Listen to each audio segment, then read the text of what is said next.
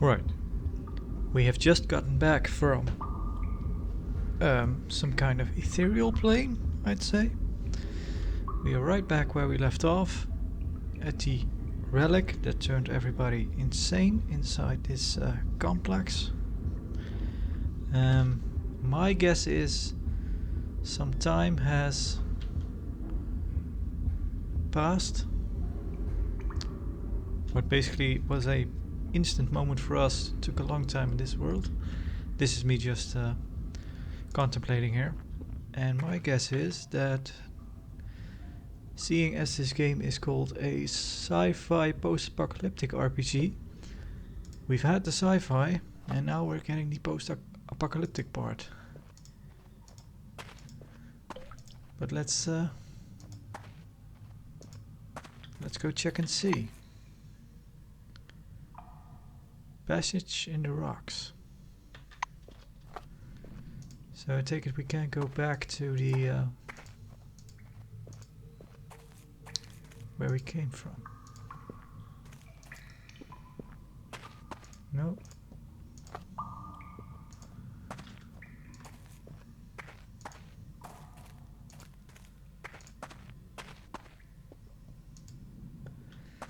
That has all collapsed.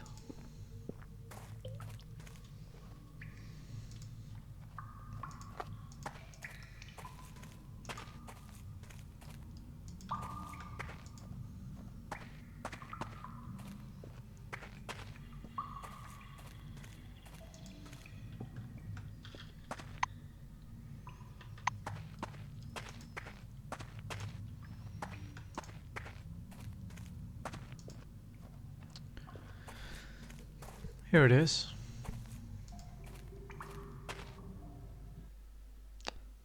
The board of directors believes in the bright future of the C-12 facility. According to the calculations of the analytic department, the relic production at the facility will increase by 700% by 1979. It is obvious that by this moment the Nashville base will no longer be able to satisfy the housing demand for all employees.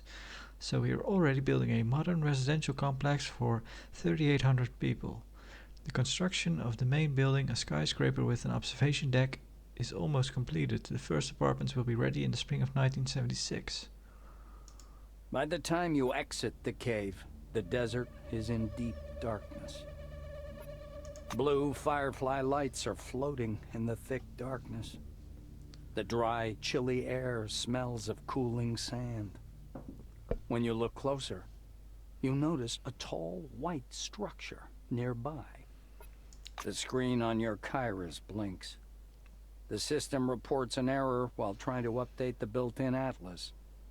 When the maps reload, the icons are gone. Only a single marker indicating your location remains. Well, you're still near Nashville, at least judging by the coordinates.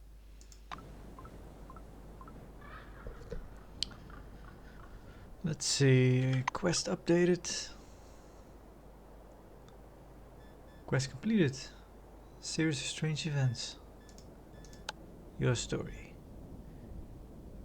You woke up from stasis and climbed out of the cave under Nashville. Hang on, this is new as well.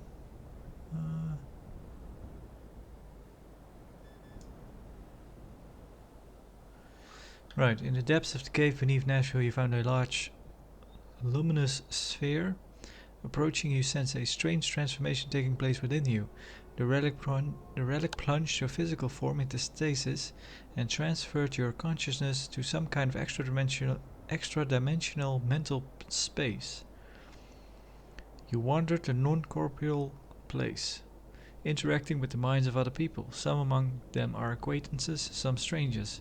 Something must connect you to them, but what? Perhaps time will tell. Something changed in the world, and now you are to find out what happened under the dome, and to you, while you were in stasis. You woke up from stasis and climbed out of the cave under Nashville. Your trek through the depths of your mind unexpectedly ended with you waking in the same cave where you first encountered the strange red sphere. The mysterious sphere is gone. From the new quantities of sand and earth you deduce the cave must have partly collapsed. Firstly, you need to get out of here, and then you can decide what to do next. Found some relics, yeah. Maria Werner. Oh yeah, we scanned her.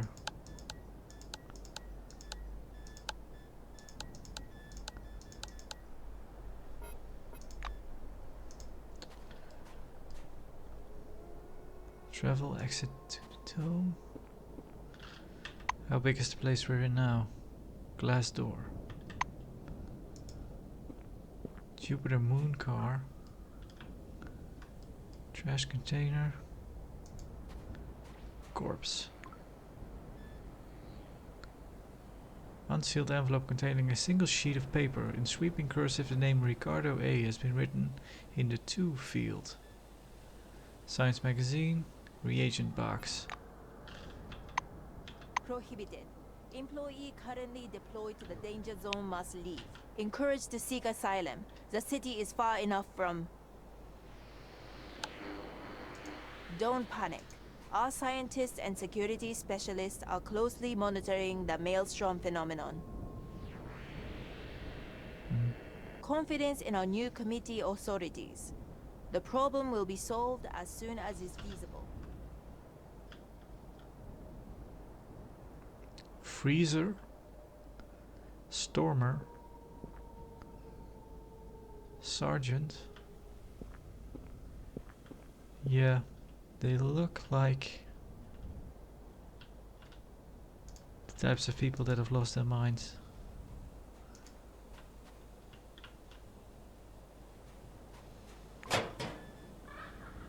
Empty beer bottle. Nothing. Empty beer bottle, which we can use to make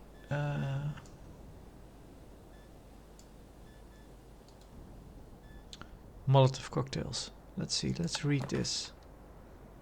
On the emulator project. Sorry to bother you with this matter, but there's no one else I can ask. In a couple of hours, Nakamura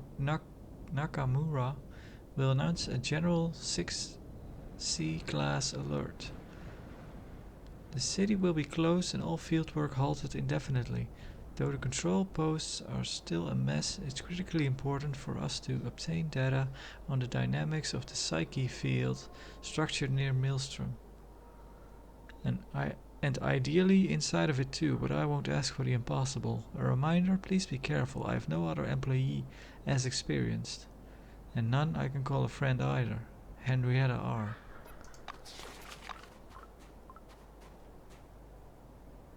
Quest added. Maelstrom signals. You found a dead body in the desert and a letter from a certain Henrietta R on it. Much of it was incomprehensible, mentioning Maelstrom and the Psi field. It also said something about a city. Right. Can we move under here? Yeah, it looks like it. Anyway, let's check out this car first.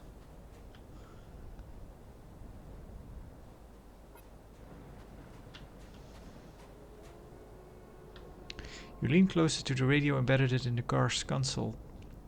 The emergency message is now coming through louder, but not any clearer. However, you could try to adjust its frequency. Let's see, rotate the turning knob. You rotate the controller, the emergency message is now coming through loud and clear. The radio chitters. Attention, this is not a drill. In the area affected by the Maelstrom megalo anomaly, Scenario 6C is currently taking place. Remaining in the yellow sector is prohibited. Employees currently deployed to the danger zone must leave the area immediately, following standard evacuation protocol. The announcer's voice is briefly replaced with static, then resumes. All new committee citizens are encouraged to seek asylum. The city is far enough from the yellow sector to be considered safe under current conditions. A distant wailing of emergency sirens can be heard through the speaker. The announcer keeps talking. Don't panic. Our scientists and security specialists are closely monitoring the Maelstrom phenomenon. Any Registered movement of Psi-France will be closely monitored. We urge you not to spread false rumors about victim among the population. Maintain confidence in our new committee authorities. The problem will be solved as soon as is feasible. Attention, this is not a drill. The message begins again. Hit the dashboard. The speakers fall silent for a moment, then begin to crackle and skir with double force. The text of the announcement is still barely audible in parts. Right. Should we confront these guys? Or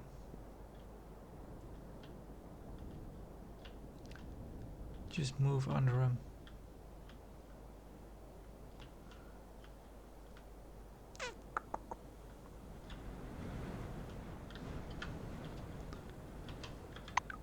How are we on? Hang on, did we get a full level? Yeah, we did. Let's see.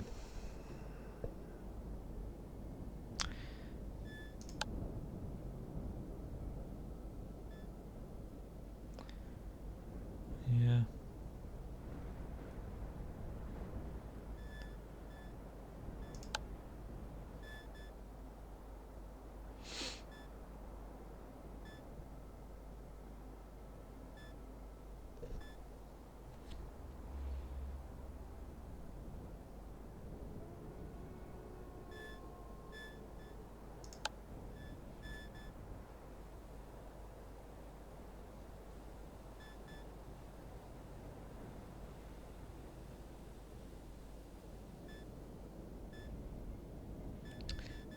These ones are probably good passive abilities to have.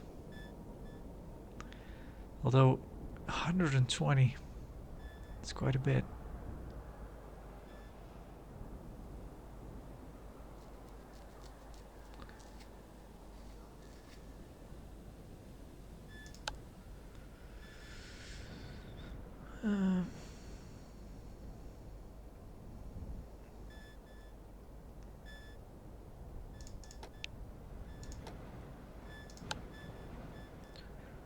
Let's put, yeah, maybe medicine.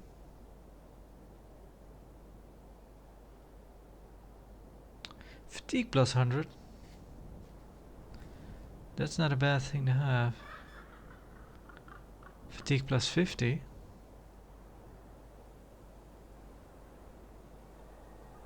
Protection from it. Stops bleeding. Removes radiation. Yeah, let's so we have 9. So let's just put 21 points in, I guess.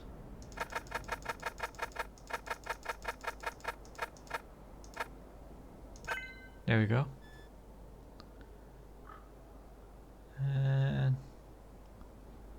let's put the other ones in criminal or survival.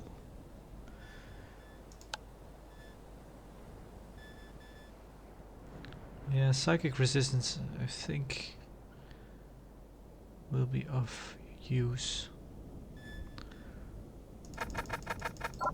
There. Okay. Let's see about perks. What can we get? Deafness plus 2. That's not bad. And close quarters combat plus 4 when less than half health remains. Actually, on second thought, maximum hit points plus 3 per level. Right, we get that retroactively as well. Psyche plus 2 and influence of substances. No. Optimizer.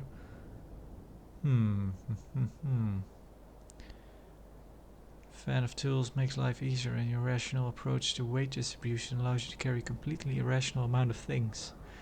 Plus 40 contraptions. So we get the 60. What can we get? Robocharger ability. Allied robots and turrets within 5 meter radius gain plus 4 deafness brains, perception for 2 turns. Pepper spray doesn't deal damage. Blinds the target within. That's pretty handy to have.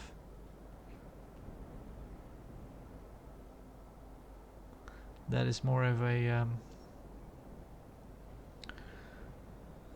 that is handy to have if you are a melee character, I think. That is pretty handy to have. Setting traps. Yeah. Nope, that's not what I wanted. So yeah, I think I'm going to go with Optimizer, but let's see what else we got.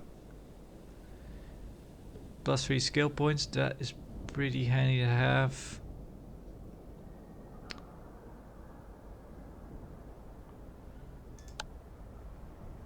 But then again, getting plus 40 at once. Precision plus 20 at night. No. Loner. Yeah. I can't take party members. Damage deal plus 15 for 2. F1. That's pretty good. Hypochondriac. Precision plus 20 at full health. That's not too bad either. Heavy sleeper, roaring, good health. Yeah, that's good too. No.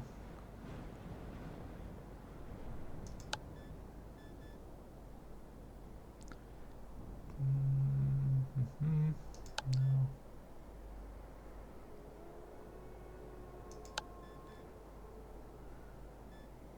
Left hands. 15 tech, 15 criminal, chef, voice. Brace for impact.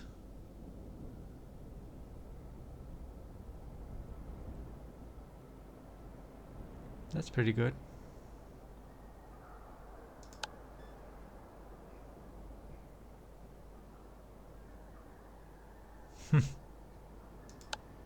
Teleportation, huh?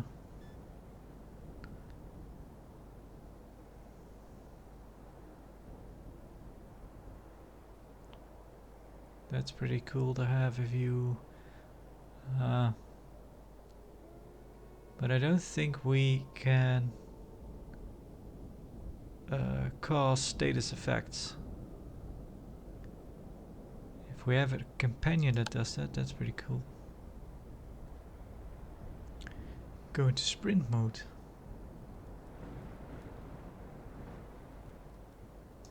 Right, second wind.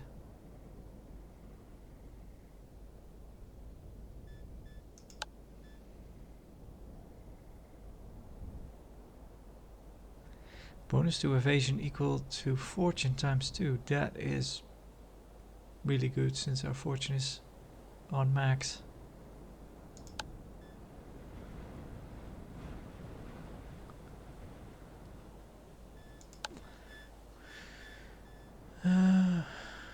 Yeah.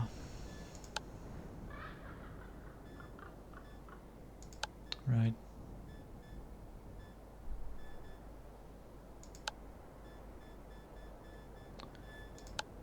Yeah, I still think I'm gonna go with this because an extra level in contraptions seems pretty handy to have. Maybe my second choice would probably be this one. This would help us a lot. Would help us out probably in combat.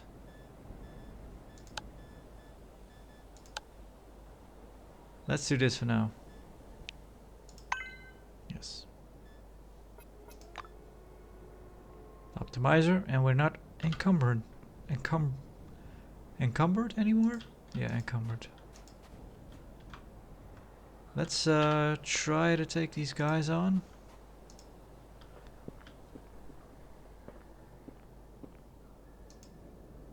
There's outsider radiation everywhere. Someone passed through here, scattering their light around.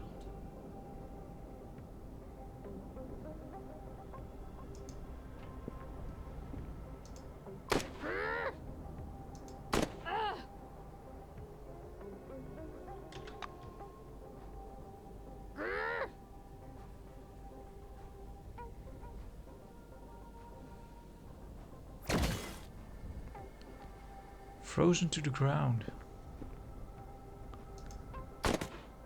So she tried to call for help, but I'm guessing no one's coming.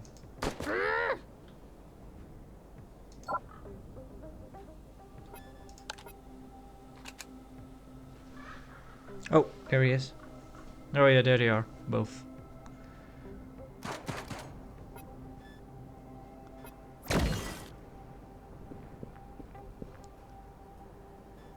Alright.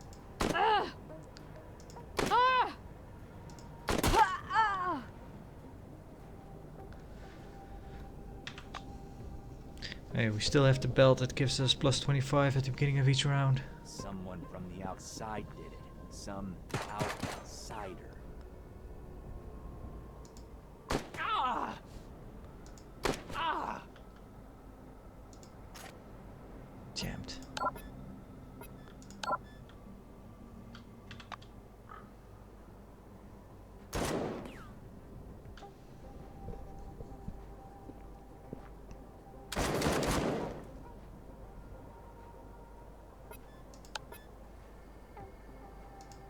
Ah! Ah!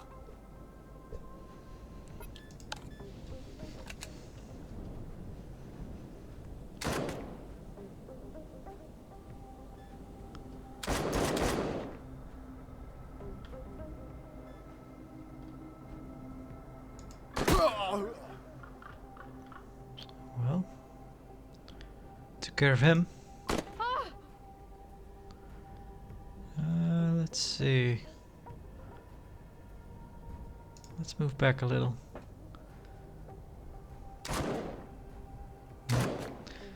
That did not help us much.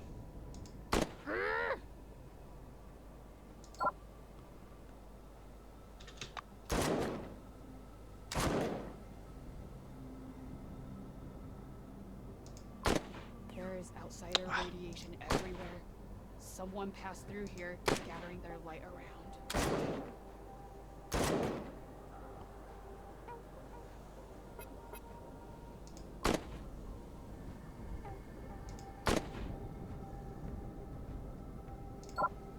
Yeah. Someone touched us. There is outsider radiation everywhere. Someone passed through here, scattering their light around. Well.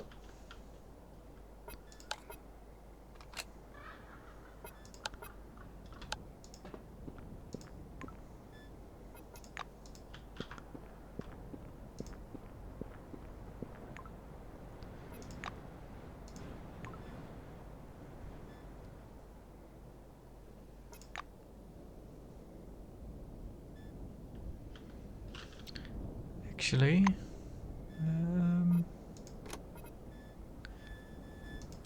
no, that's not what I meant to do.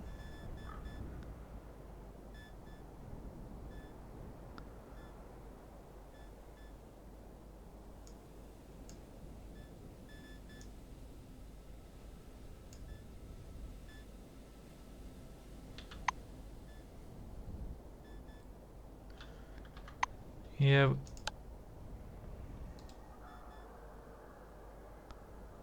Requires time bomb.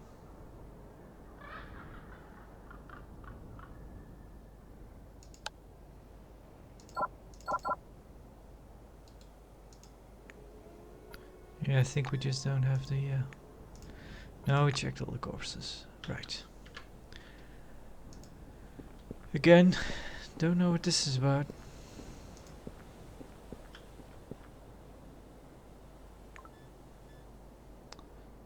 Mine clearance kit. Broken machine. We don't need to stealth around anymore.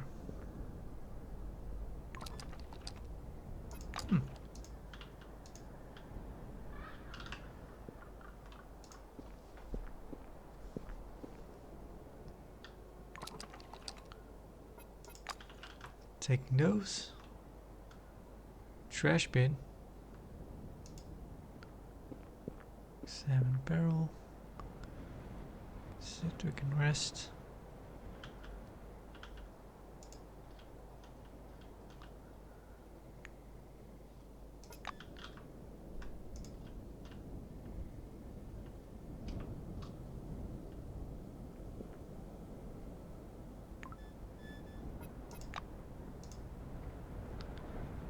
Another broken machine.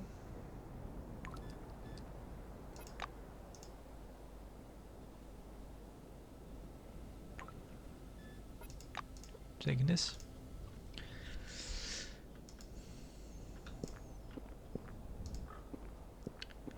So I was actually thinking about this game calling itself sci-fi. I was kind of thinking about what science fiction actually means, or if this would constitute as science fiction, because I think you could wager that this is more in lines with fantasy since it's alternate history. I don't know if that counts as science fiction. I don't know how strict the rules are for something to be science fiction, but I think science fiction you have to take kind of modern technology and then imagine how that would impact humanity at a sometime in the future. You know, such like a lot of science fiction from the 50s and 60s was based around the space race age and how that would impact human life. Let's say something like Star Trek, for instance, where they're like, yeah, we're at the start of interplanetary travel. How is that gonna look in 500 years? Something like that. Isn't Star Trek like 500 years in the future or something?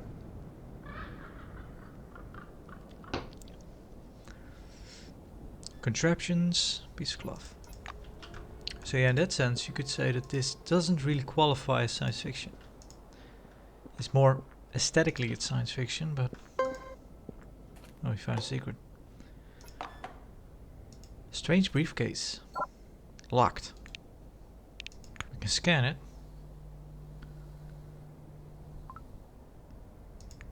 Codex. Cronus inventory. Aluminium case. Intended for storing and transporting relics without special markings, made of aluminium. Or aluminum. Whatever you want to call it. Aluminum.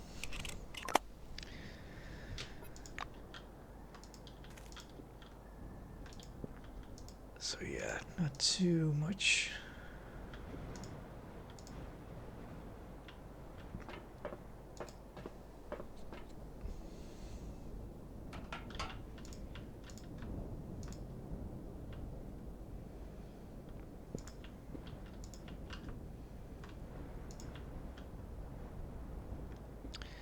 Do they still stow money in flower pots?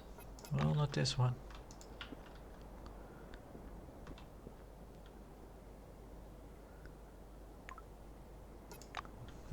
That one did. Pile of paper and then we'll have a look inside.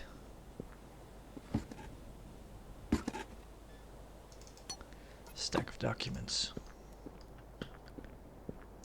Let's see, what do we have here? Nashville observation deck is no less interesting. Besides the equipment housed here, ventilation ducts, weather sensors, radio communication array, the deck is something of a promotional project. Here at the height of 96 meters, binoculars have been installed allowing one to view almost every part of the dome in clear detail. One might rightfully claim the East Point observation deck is much more comfortable, but only here can you feel on top of the world. Observation deck, so yeah, nothing in between, we went straight to the observation deck it seems.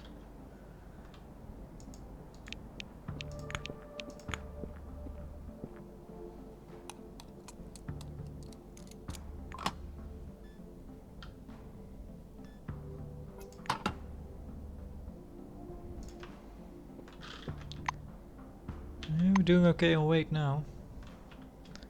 So we can use those binoculars. The elevator is out of order.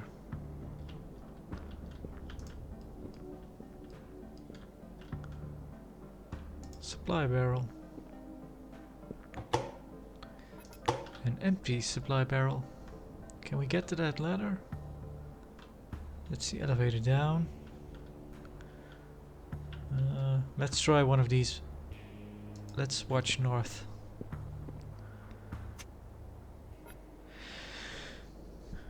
Judging by the worn out pads of the eyepieces, this stationary binocular pointing to the north of the dome is quite popular. Well, let's look into it.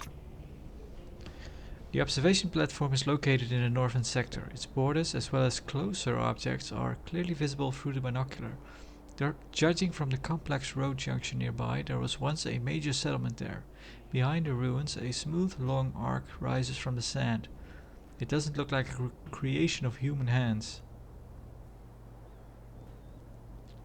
Let's look at the arc. At first you think it looks like a small mountain range. The regular squat dune emerges from the sand and stretches along the horizon, sometimes hiding behind cliffs and hills, but after refocusing the binocular you can see the structure on the surface. Fragments repeating in a strange but perceptible pattern are either an object or construction details. Look more closely at the road junction. A couple of years ago you would have seen scurrying workers, asphalt pavers and road rollers. The junction would have been part of the newly developed infrastructure of the northern sector, but now the spire has collapsed and distributes no cargo. No one needs a modern city with a cargo terminal, storage facilities and wide roads in these parts anymore. So yeah, this already states a couple of years ago. So I'm guessing years have passed in that time of stasis. Try to look at the dome. Somewhere in the sands of the northern sector, far beyond the arc overlooking the dunes, you can see the border of the dome. Its glimmering is barely visible behind the shimmering of the warm air, but you know for certain it is there, and it will never let you out. Yeah, we tested that hypothesis in one of the first episodes.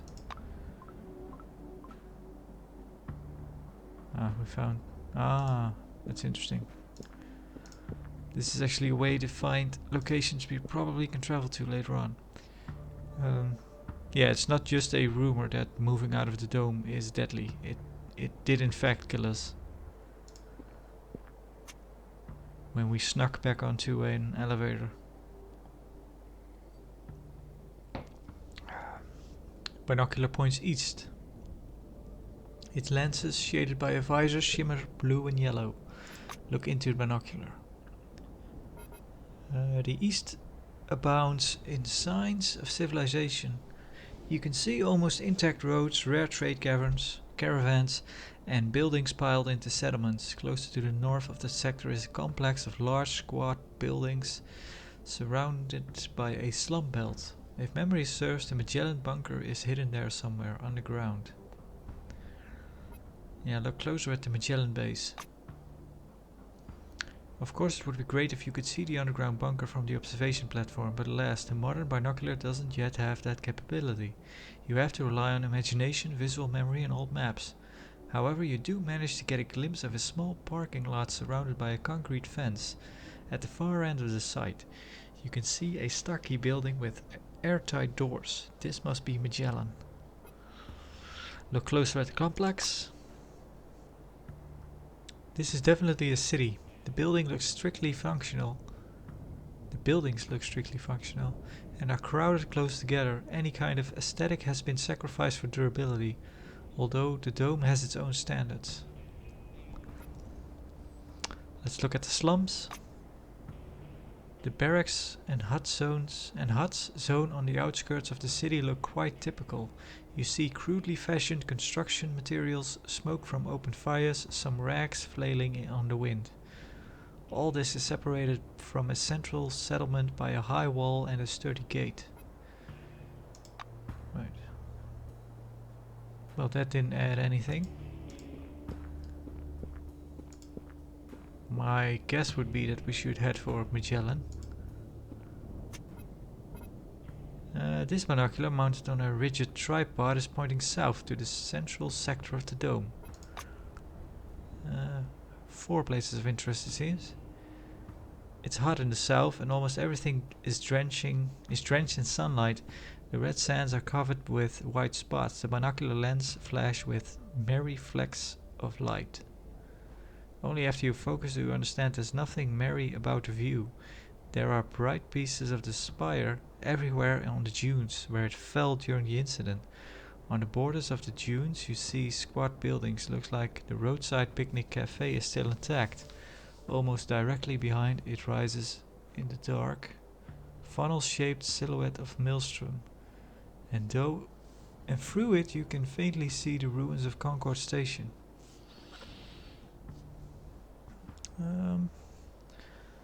Let's look more closely at Concord.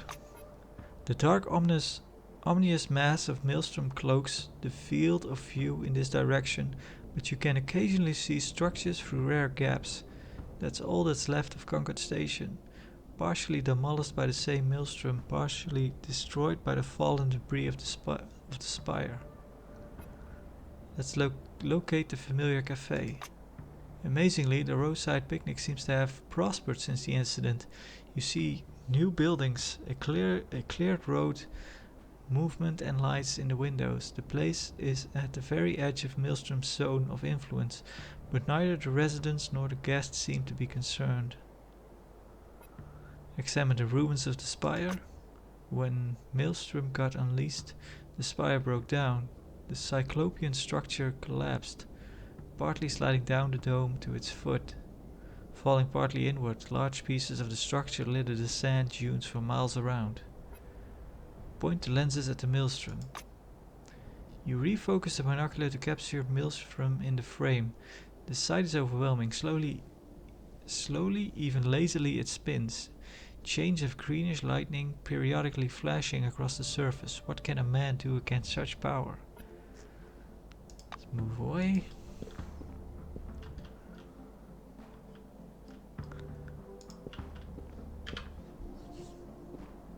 We have one left. Top of the world. You stop near the binocular. The half-erased inscription on the orange case reads Western Sector. Let's look into it. The only highway leads west. The hot air rises from the white shimmering salt marshes, distorting the image. The light stripes, barely visible against the background of the white sand, precisely delineate the contours of an object, something too rectangular to be part of the landscape. The C-12 Nashville object has to be somewhere there, or rather what's left of it. Look at the salt marshes. Snow is not uncommon to the desert. Polar latitudes and high plateaus have no shortage of frozen water, but the sparkling white spots you see to the west are not snow. Salt marshes cover a significant portion of the sector, instantly disappearing behind a barely visible border shining in the air above. Perhaps there was once an inland salt lake there. Maybe the result of some large-scale forefathers' experiment. It is unknown. Zoom in on the mysterious stripe. At first it seems you're looking at a reflection of the salt marsh hanging in the hot air, but the object seems too accurate to be a mirage, too massive and cut out. It's difficult to say what it is. Objects in the west of the dome haven't been thoroughly studied, and plans to explore them have been postponed to the far future. Will people ever get there? Locate Nashville base. Recalling the road to C-12 Nashville, you point the binoculars at its ruins. You can't see much from this vantage, but you are able to make out the neighborhood and even the parking lot. Examine the parking lot. Fragments of concrete and rock cover the parking spaces. Turrets, security booths, disabled and abandoned trucks, all are crumpled, torn to shreds, scattered on the asphalt, which is beginning to grow over. Look at the surrounding area. There are abandoned cars and minivans outside the parking and cargo area, and along the road leading to Nashville base looks like curiosity brought a lot of people there after the incident and destroyed them. Right.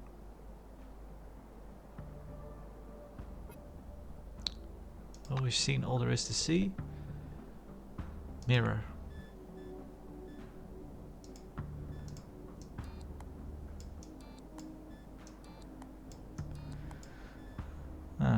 We're here.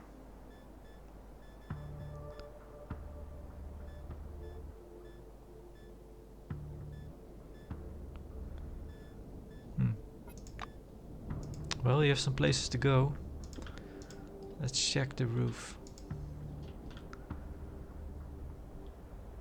Well, we are on the roof. The roof's roof.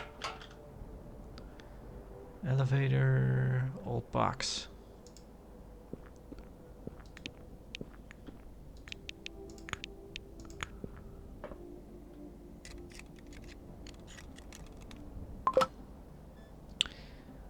Protective mask. Protective mask minimum equipment required when working with hazardous substances and relics. Let's see, what do we get? Not great.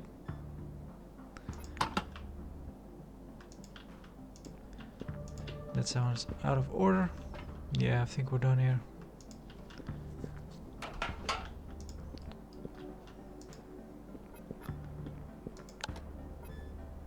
Oh, we leveled it. Yeah, we leveled again. Let's see.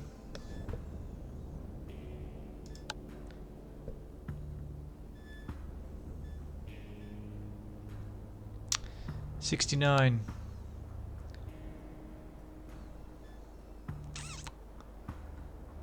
Should we just fill it up so we can get to 120 the next level? There we go. Yeah. Let's do that.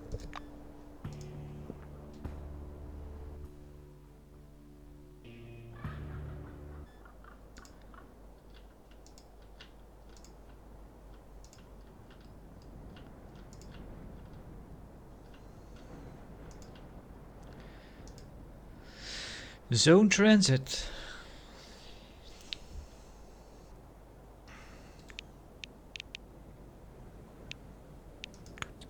We can't actually drive that car, can we? No. So we just have to walk, I take it? Let's see. Leave location. Nashville facility parking lot.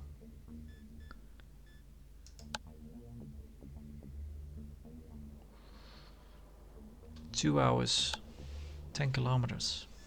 3 hours. 3.5 hours. Yeah, I'm guessing if we go here we might find what's this? Camp. Maybe if we go here we can find a car or something. You wander through the desert and suddenly fall, fainting for a moment. A quiet hum, like that of a huge bell, fills your head. The space around you is again hidden behind waves of fog. But now it's different. This even white haze conceals everything unnecessary, highlighting the important. In the northeast, a flickering column of blue light can be seen beating straight up through the clouds, like the beam of a huge lighthouse directed into the sky. Without taking your eyes off the beam, you struggle to get up. Each step requires great effort and your head is splitting. These are not the effects of sunstroke, and what you're seeing is no mirage. This is something else. Something is happening inside your head.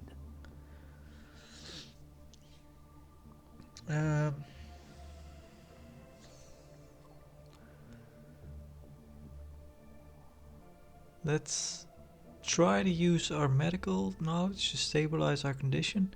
We have 30 now, so maybe. You search through the pockets of your uniform and find several pills. Some to treat high blood pressure and a few painkillers. You put the pills in your mouth and after a while you feel better. The headache and hum soon pass. All that remains is a slowly dissipating fog and the blue glow fading away in the distance. You've seen this fading glow before, but from a different angle. The explosion that flashed through the clouds pushed apart by Maelstrom. This strange beam of light is what remains. It must mean something. Maybe there to the northeast is where your path now lies.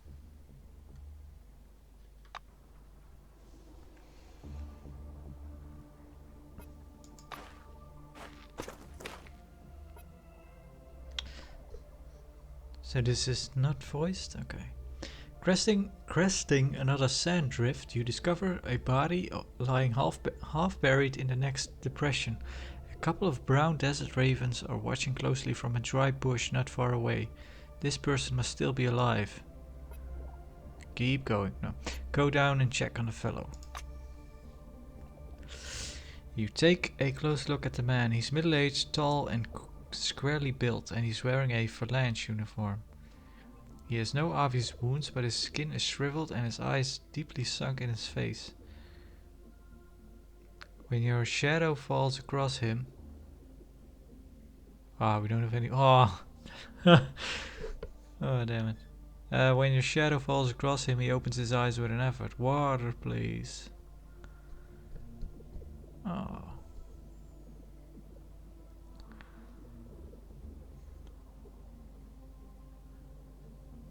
Yeah, we don't have any water, but we do have soda. But we can't give him that. Shoot.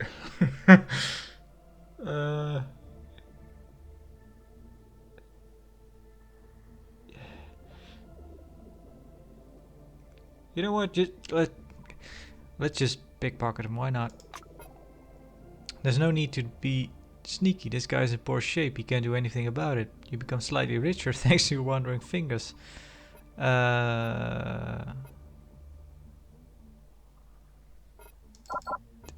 Sell him some water, but we don't have water. Else I would have given it to him.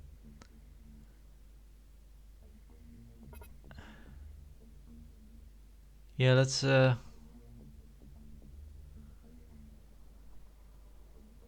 this is quite sad, but let's wait until he's dead. Let's not let the ravens at him before he's actually dead. You sit down on the sand nearby. The man continues to beg for water for some time, then grows delirious, taking and muttering to no one, then falls silent. The ravens descend from the bush and hop leisurely towards the corpse. Let's scan him. Your Cirrus shows the dead man's full details. A note appears on your dome map as well, marking a specific point that must have something to do with this fella. Might be worth checking out. Right. Let's enter this location. When Howard offered me a transfer to Nashville, I did not hesitate for a second. To my understanding, Nashville is what the dome should be. We've read this already, don't we? Anyway, this is the place where employees are able to lay hands on the most incredible wonders of ancient technology. You can call me romantic, but there is a place for pragmatism in this whole story. I have no doubt that my career will go uphill at Nashville. Strong psychic radiation. Quest updated. Parchment mark. Codex updated. Strange voices fill the head. The body seems fragile like glass. Let's see. Maelstrom signals. The vision have not entirely vanished. You moved on? Yeah, right. The visions have not entirely vanished. Now some strange force is drawing you to a city in the north of the dome.